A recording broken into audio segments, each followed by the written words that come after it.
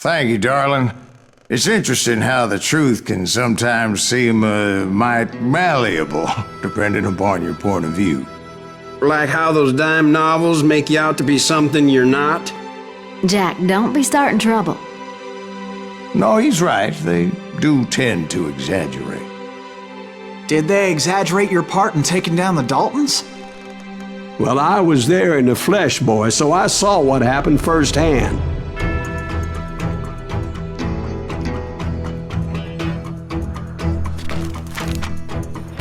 Those Daltons were lawmen once, before they all went bad, robbing banks and trains clear across the territory.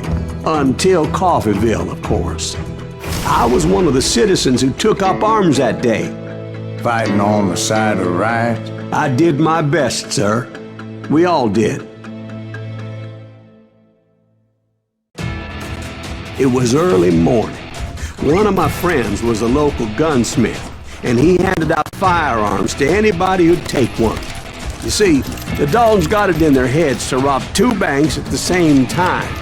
2 banks on the same damn street. Story was Bob Dalton's girl was always writing him about how he had no ambition. Well, you're nobody next to Jesse James, she'd say. Finally, the bastard took his brothers to Coffeeville just to shut her up. Right. It's always the woman's fault.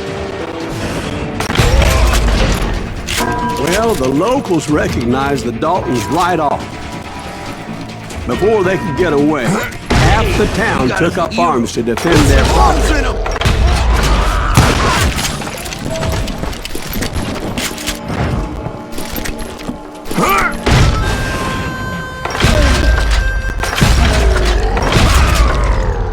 The brothers paid dearly for their stupidity, but everybody knows they had it coming. There's more to it than that.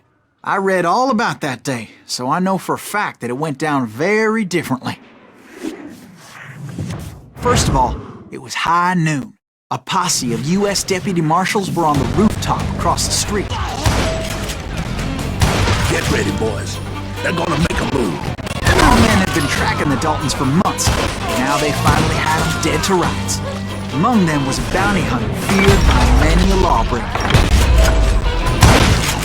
The marshals tried to get the Daltons to surrender. They'll give up eventually. We just gotta wait some of the bitches out.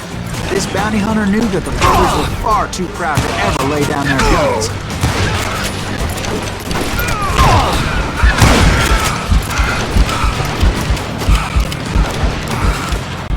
I ain't backing down.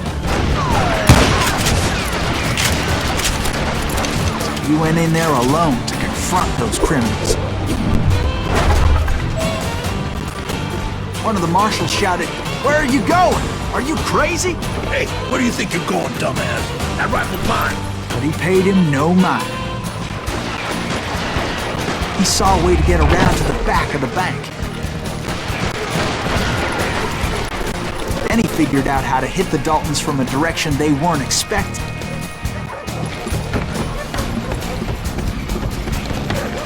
A moment later, he was climbing up a steep ladder, laughing at danger as he did.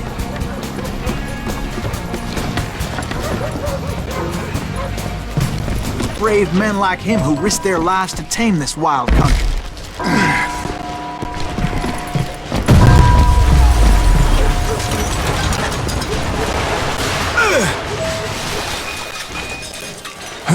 We've got company.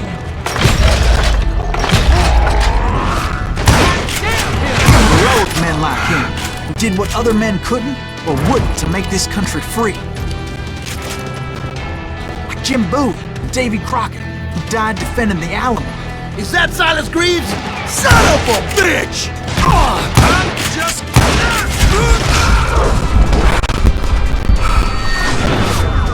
I did not see that.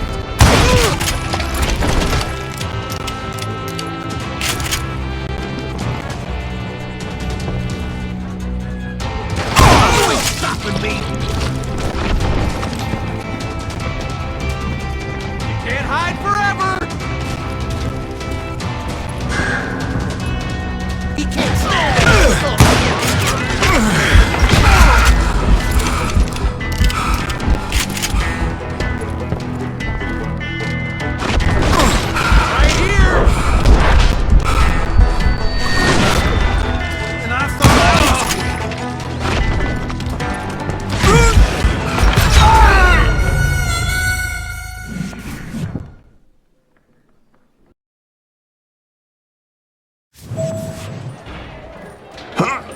got company.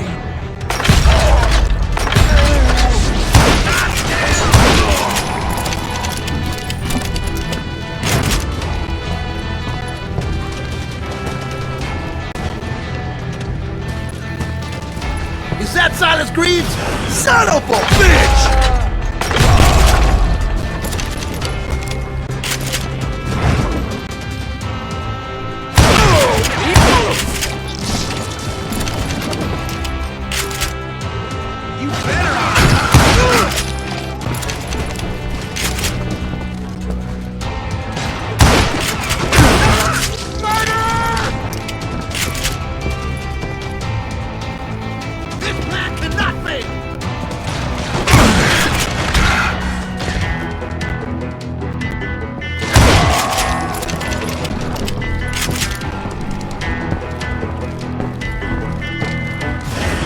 Over there! That's Silas Greaves! What the hell? Blam! Blam! He came away victorious, taking down those thieving Daltons.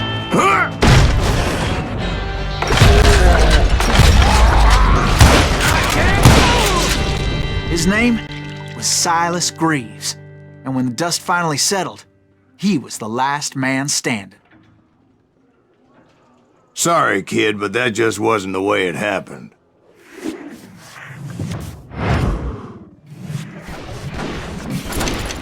It was early evening, not high noon.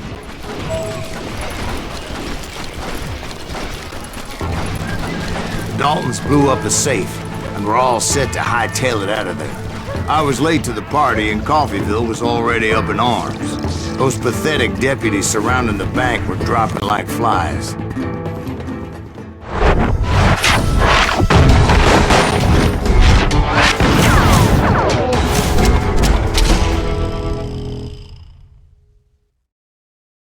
I had been tracking those jokers for months, waiting for them to do something reckless. And finally, they did. Those stupid bastards decided to rob 2 banks at the same time in the same town where everybody knew them. But they still had friends in Coffeyville. Keep shooting. I don't mind.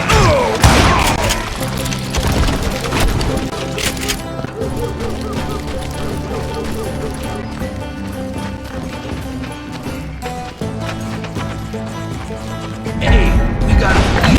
What's holes in him? And those friends came after me like a pack of wild dogs, tooth and nail. They were coming at me from all directions.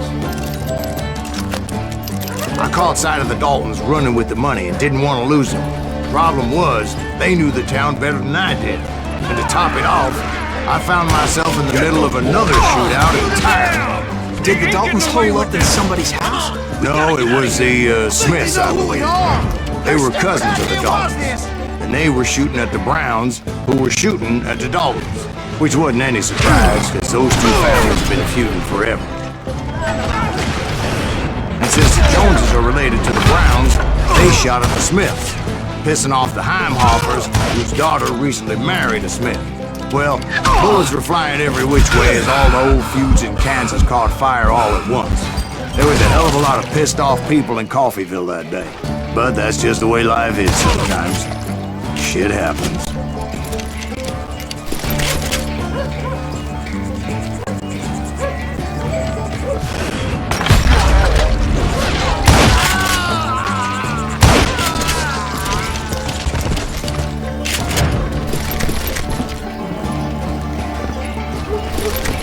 The Dalton boys knew I would never give up. Those Daltons weren't the sharpest knives in the drawer, but they always stood together. They set a trap to slow me down and allow at least 2 of them to escape. The 3rd brother stayed behind to plant me, just in case that trap of theirs didn't work.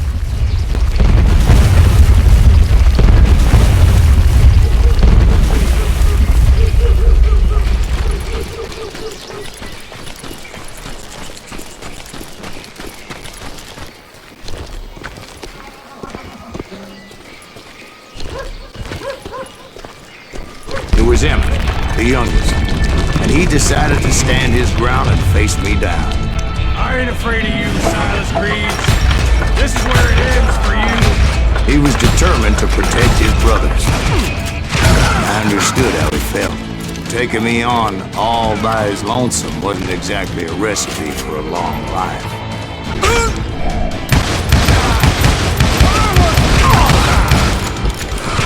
Messed with the wrong damn Dalton.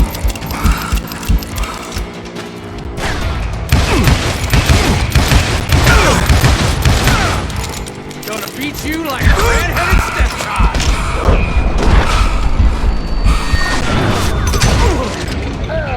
But Emmett Dalton survived the robbery in Coffeyville. He's the only Dalton who did. They say he was shot 23 times. Well, Dwight, who do you think put all those damn holes in him?